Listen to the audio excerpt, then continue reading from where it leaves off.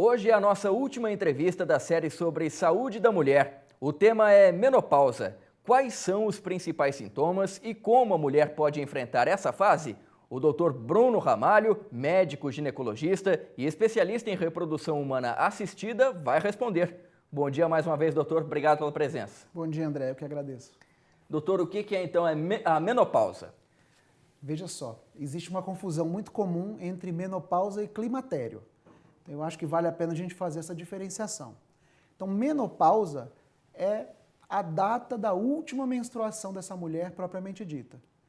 Então, eu faço o diagnóstico da menopausa retrospectivamente. Então, quando a mulher me procura no consultório e já existe mais de um ano da sua última menstruação, então eu posso dizer que naquela data, um ano atrás, houve a menopausa. Então, o que nós estamos falando aqui, na verdade, não é da menopausa. Isso que a gente fala no dia a dia não é a menopausa, é o climatério.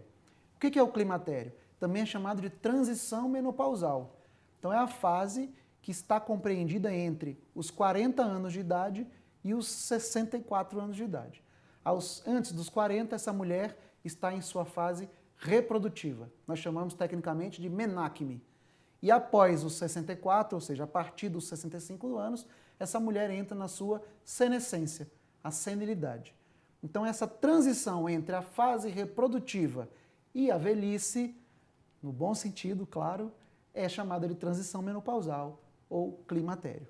Então, são 25 anos durante os quais a mulher vai passar por uma série de mudanças hormonais e físicas que vão levar ela, então, da sua fase reprodutiva à sua fase de envelhecimento. E a menopausa é só a última menstruação, aquele momento preciso. Tecnicamente, damos o nome de menopausa a uma data, a data em que houve o último fluxo menstrual. E quais são os sintomas? Como é que a mulher sabe quando é que vai chegar a menopausa? Na verdade, ela não sabe, isso é muito imprevisível. Varia muito de mulher para mulher. Mais uma vez, nós vamos falar em abordagem individualizada. Normalmente, as queixas mais frequentes são as ondas de calor. Essas, sem dúvida nenhuma, são as queixas mais frequentes e são as queixas que mais incomodam as mulheres e levam essas mulheres ao consultório ginecológico. Então, as ondas de calor são aquelas ondas que se iniciam subitamente, normalmente concentradas do colo para cima, então acometem muito a região da face, o pescoço, que são acompanhadas de sudorese e que vão embora da mesma forma como aparecem, subitamente. São percebidas muitas vezes durante a noite, né, uma frequência grande dos casos, mas incomodam mesmo as mulheres quando vêm sem hora marcada. Então são ondas de calor que muitas vezes atrapalham o dia a dia dessas mulheres, atrapalham a qualidade de vida, interferem no desempenho no trabalho. Então essas ondas de calor, sem dúvida nenhuma, são as queixas principais. E são normais? Normais de acontecer, mas existem muitas mulheres que não vivenciam isso, que têm uma passagem mais serena pelo climatério. Uma outra queixa muito importante no dia a dia, porque é uma das queixas que leva muitas vezes à indicação de tratamento, é a queixa sexual, né? Então é o desempenho sexual prejudicado por um ressecamento vaginal, uma diminuição na lubrificação vaginal durante a relação sexual e que leva muitas vezes a dificuldades no relacionamento e assim ao consultório ginecológico em busca de solução. Bom, o senhor já respondeu pra gente o que é o climatério, essa fase maior, né? E é verdade que na menopausa aumentam as chances de aparecimento ou agravamento de doenças, doutor? Veja só, em tese, nós podemos dizer que os hormônios femininos, eles têm, o estrogênio propriamente dito, ele tem uma propriedade protetora.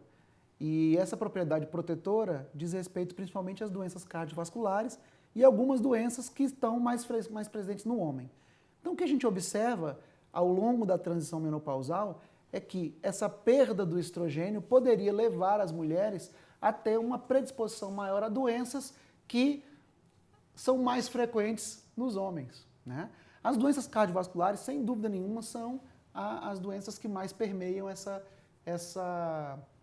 seara que nós estamos abordando. Embora, no caso da mulher, nós não possamos deixar também de pensar na osteoporose, tá? Que é uma doença das mulheres em idade mais avançada, normalmente, que está relacionada com a desmineralização óssea e com fraturas e muitas vezes com evoluções mais sérias. Sem dúvida nenhuma, então, esses dois cenários são os dois cenários que mais chamam a atenção na questão do climatério. Mas, de novo, isso é muito individualizado. Então, a mulher que faz o acompanhamento periódico no ginecologista tem condições de ser orientada com relação a isso, com relação a medidas de comportamento preventivas, né? Eu posso elencar aqui, por exemplo, as medidas de controle dietético e principalmente atividade física, sem dúvida nenhuma, né? E, além disso, a identificação por exames periódicos complementares de problemas individualizados ou de alterações nos seus parâmetros laboratoriais que possam favorecer mais ou menos ou exigir um determinado cuidado personalizado para essa mulher. Doutor, se a menopausa ela é normal, apesar de desagradável em alguns momentos, né? É preciso que ela seja tratada? Existe um tratamento? Olha, no consultório ginecológico, eu digo muitas vezes que é mais preciso que essa mulher seja orientada do que tratada. É muito comum a atribuição à menopausa, né, ao climatério, de uma condição patológica. E como você bem disse, ela é uma condição fisiológica.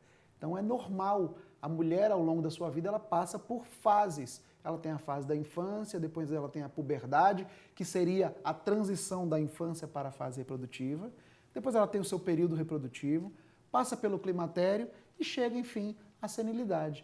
E é preciso que essa mulher tenha consciência e seja bem orientada com relação a que alterações ela vai vivenciar, para que ela entre com uma consciência, com uma tranquilidade, com uma serenidade necessárias à melhor adaptação. Eventualmente, você vai ter uma mulher que vai estar acometida por ondas de calor significativas, com prejuízo da qualidade de vida, com alterações da lubrificação. Você tem mulheres que, eventualmente, por condições individuais, precisam também da reposição hormonal. E aí sim, nós temos a terapia hormonal, já não se usa mais o termo reposição, eu mencionei aqui, mas já não está mais exatamente correto. Nós chamamos de terapia hormonal, que é, na verdade, a oferta a essa mulher com problemas específicos de hormônios que vão tentar imitar ou simular de alguma forma o que acontecia com ela na sua fase reprodutiva. Doutor, e por que algumas mulheres têm esse período específico da menopausa, né, mais precoce, né? Algumas chegam em torno dos 40 anos, como o senhor deu exemplo ali, outras 45, outras 35, por quê? Veja só, na prática médica diária nós precisamos estabelecer fronteiras. Então a fronteira da normalidade são os 40 anos. Se uma mulher entra na menopausa aos 40 anos, eu considero essa menopausa uma menopausa oportuna. Tá? A menopausa precoce, ela é um problema diferente da menopausa oportuna e ela é caracterizada quando o último fluxo menstrual da vida dessa mulher se dá antes dos 40 anos. Essa mulher que sofre menopausa precoce, sem dúvida nenhuma, ela passa a ser uma mulher com um risco aumentado para doenças cardiovasculares, como a gente mencionou, e principalmente para a osteoporose. Então a terapia hormonal, no caso da menopausa precoce, ela deixa de ser uma medida para melhora de qualidade de vida e passa a ser uma medida terapêutica, na intenção de prevenir a ocorrência dessas complicações e de outras complicações que a menopausa precoce pode trazer. E a reposição hormonal nesse período, ela é obrigatória? Em que casos que vocês recomendam essa reposição hormonal? Veja só, a terapia hormonal, então, ela vai ser, nos casos de menopausa precoce, sem dúvida nenhuma, eu não diria obrigatória, mas ela provavelmente vai estar indicada na quase totalidade, se não na totalidade dos casos.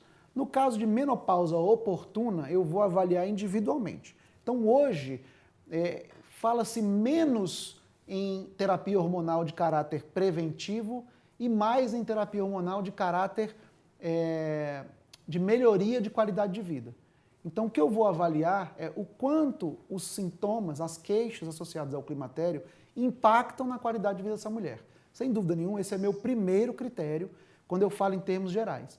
E aí eu vou individualizar, vou analisar cada caso a caso e juntamente com essa mulher eu vou tomar a decisão ou não por uma terapia hormonal.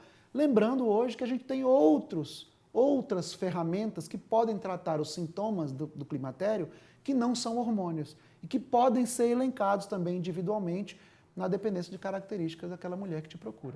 Naquela mulher, por exemplo, doutor, que o senhor achou necessário fazer essa reposição hormonal, ela já passou da menopausa, obviamente. É possível que ela continue fértil mesmo após esse período? Não, veja bem. Eu posso fazer terapia hormonal na mulher no climatério que ainda não entrou na menopausa. Lembra que a menopausa é a última menstruação, mas o climatério começa aos 40 anos. Então, uma mulher que ainda menstrua aos 50 anos não entrou na menopausa, mas está no climatério, ok? Então, como eu disse, são conceitos que eles andam um próximo ao outro, mas são conceitos dissociados, né? Agora, veja assim, à medida que a idade da mulher avança, existe uma diminuição na sua fecundidade, na sua fertilidade, no potencial reprodutivo. Então, normalmente, essa diminuição ela começa a ficar mais significativa a partir dos 35 anos e a partir dos 40 anos, a velocidade de diminuição da qualidade e da quantidade dos óvulos nos ovários dessa mulher, ela se acelera bastante. Então, a dificuldade para obter uma gravidez, ela vai estar muito mais associada a esse momento etário do que exatamente à menopausa. Sem dúvida nenhuma, após a menopausa, essa mulher dificilmente conseguiria uma gravidez espontânea, né? Eu posso dizer que não se concebe essa possibilidade, tá? Utilizando os próprios óvulos, né? Porque aí a gente já entra num outro cenário da reprodução assistida que possibilita gravidez em idades mais avançadas. Doutor, e para encerrar, depois que a mulher então tem essa última menstruação, passou da menopausa, como é que fica a vida dela como mulher, a vida sexual?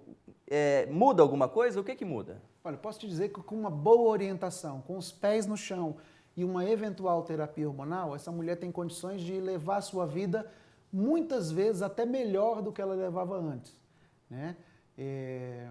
E quando existe alguma diminuição da qualidade, eu acho que a gente tem obrigação no consultório de trabalhar, na verdade, uma mudança de paradigma, uma mudança de modelo. Então, será que esse novo modelo necessariamente é um modelo ruim? Ou será que a gente pode, com serenidade e sabedoria, transformar essas mudanças em algo natural e levar a vida com uma tranquilidade maior? Essa é uma pergunta que tem que ser levada sempre no dia a dia do consultório. Perfeito. E com essa pergunta a gente encerra aqui, doutor, essa série de 3 entrevistas que a gente fez com o senhor a respeito de saúde da mulher. Muito obrigado pela participação. O senhor é sempre bem-vindo aqui no canal do Produtor. Eu que agradeço. Muito obrigado. Boa sorte aí com vocês. Muito obrigado.